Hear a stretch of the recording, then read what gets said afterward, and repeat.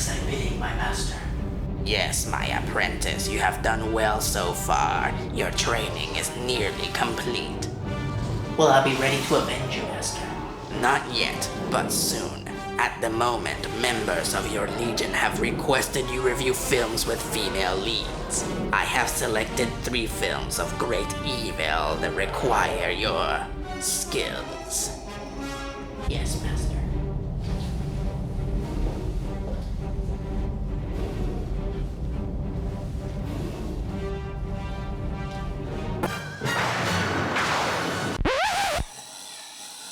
Sorry, this movie's so boring I fell asleep before I started watching it. In a world of uncertainty, where movie theaters are plagued by remakes and sequels, in a world where big budget movies can still suck, in this world we have the Blockbuster Buster.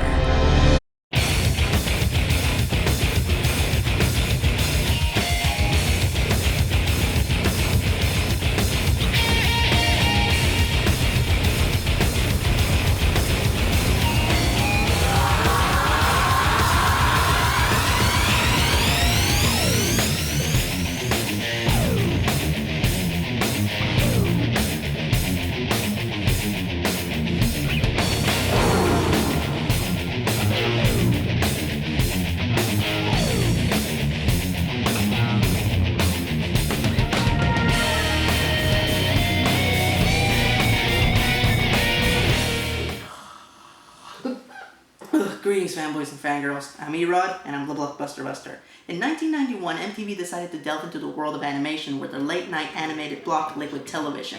Their most famous show to come out of this block was Beavis and Butthead, but if there is one show that remains a cult hit to this very day, it's Peter Chung's Aeon Flux. Now, I use the term show loosely, as Aeon Flux originally was a series of shorts. What were they about? Now that's the million-dollar question, as the original shorts were very ambiguous and had little to no dialogue. The best classification that I can give Aeon Flux is avant-garde animation.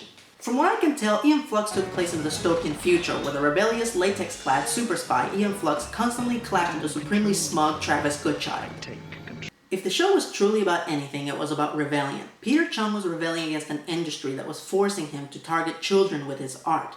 So he made a show that was purposely violent and purposely provocative to distance himself from that particular facet of the medium. Aeon Flux wasn't just standing up to an oppressive government, she was giving a middle finger to all Hollywood cliches. As the villain was never always a villain, the series was non-linear and the hero dies in nearly every episode. So let me think. An experimental anti-establishment art piece. What could be the antithesis of this? A fucking Hollywood action movie! So our movie begins with... I'm sorry, swear that's the last time.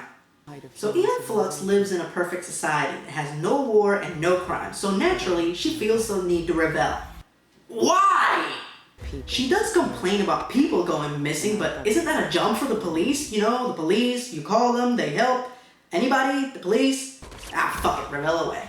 So Flux breaks into a government facility by crawling up a wall like Spider-Man. Okay. And then she completes her mission by putting a ball in a fountain inside a leaky room. What the fuck? What the fuck?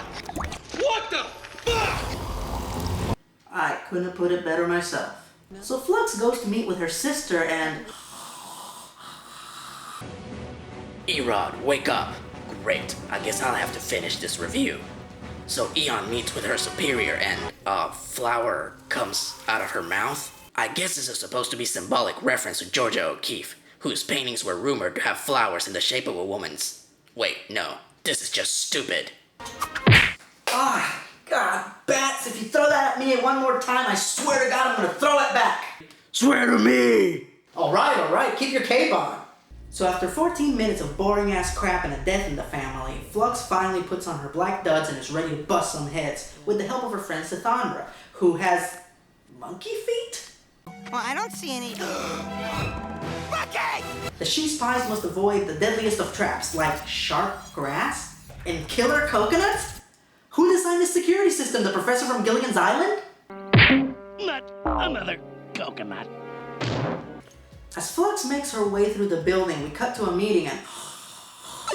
Hey, Rod, you gotta wake up and finish the review. It's the Mario Brothers I guess this is a job for me, a Mario. So Aeon has a vendetta against the government because she thinks they killed her sister. Why does she think they killed her sister? We don't know. Wait, this is just stupid.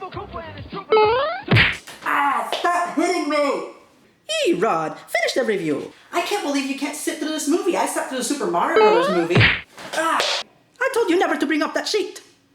So Flux's mission is to assassinate her arch nemesis Travis Goodchild, but something in her mind stops her from pulling the trigger and she gets captured.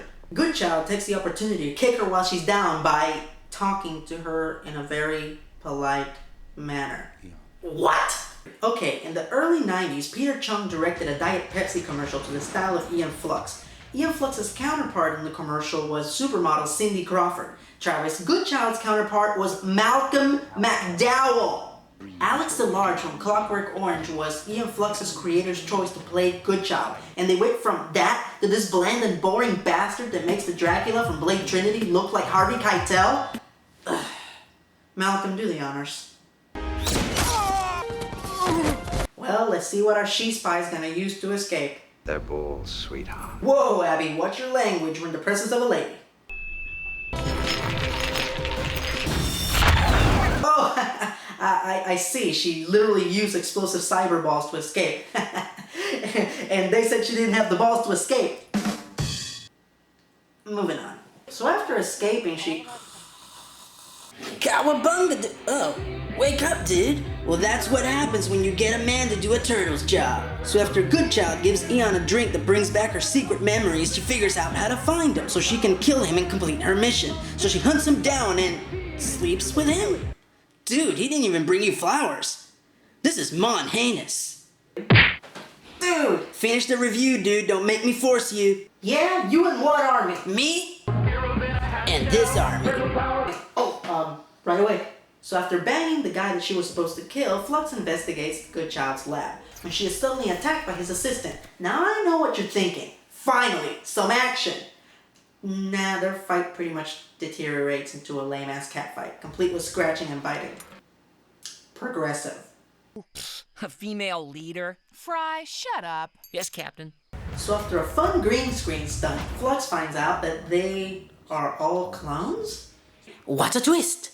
That's it. That's the big reveal. Everybody's a clone. That's why Flux has memories from a past life, and that's why people are going missing, so they can be replaced by clones. Fucking insulting. A quick forgettable shootout, kill the real bad guy with a single shot, meaningless flashback, the end. This movie is okay. All of its problems can be condensed into one single issue, that it's called Aeon Flux. It's not a terrible movie, but it's incredibly dull and forgettable. I challenge you to watch 30 seconds of the cartoon and not have its images permanently tattooed to your brain, as it is one of the most memorable cartoons that I've ever seen. This movie's just boring and emotionless, for no good reason. The cartoon had plenty of emotion. Aeon Flux was a violent, playful rebel. Charlize Theron plays it like Equilibrium. And I mean no disrespect to Charlize Theron. She's a great actress, but a lot of the scenes in this movie look like they belong in a Calvin Klein commercial as opposed to a sci-fi action movie.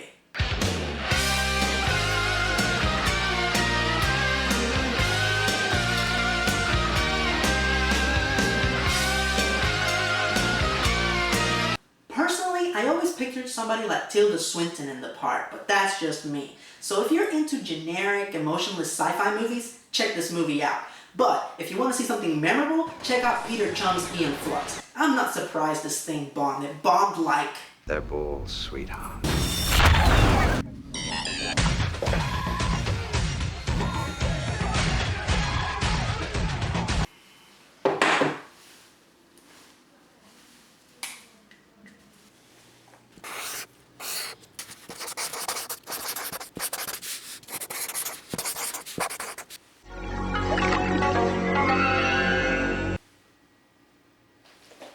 Wasn't so bad. I think this trilogy's gonna be a breeze.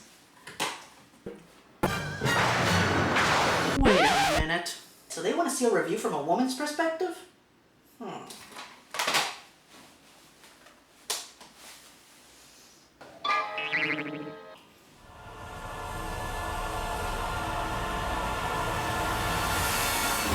I'm gorgeous!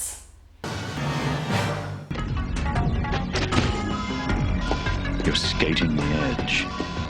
I am the edge.